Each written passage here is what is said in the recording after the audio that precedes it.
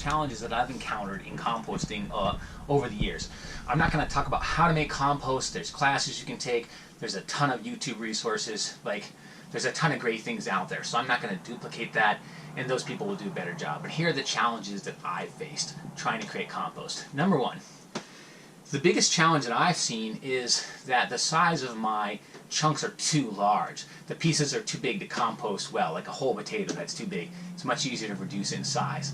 The second thing that I've seen, and this is the biggest issue, is that the compost pile is too small, right? You really need about a cubic yard, 3 feet by 3 feet by 3 feet, to hit the temperatures necessary in order to get it to compost quickly.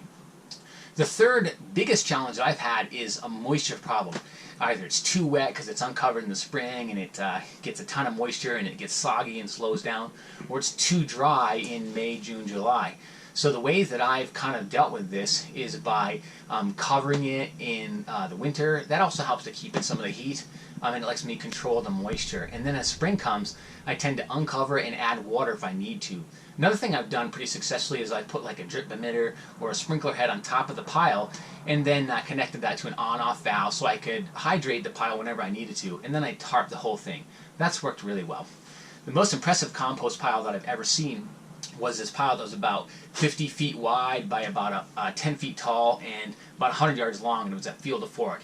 And it was pretty remarkable. It was like early March, and this pile was about 120 degrees, and it was steamy. It was really pretty amazing to see a compost pile that large. So those are 3 tips. The fourth thing you can do if you really want to accelerate your compost is turning it. The process of turning it actually aerates the pile. It adds oxygen and increases the aerobic activity of the pile, allowing it to just generate more heat. So those are the types of things that I've dealt with, the challenges that I've found in Western Colorado about making compost piles. Size of the product, size of the pile, at least a cubic yard, moisture content, and then the fourth thing was, what was the fourth thing? Anyway, you'll have to go back and watch the rest of it because I just forgot the fourth thing. Oh, no, that's not it. Thanks anyway. Bye-bye.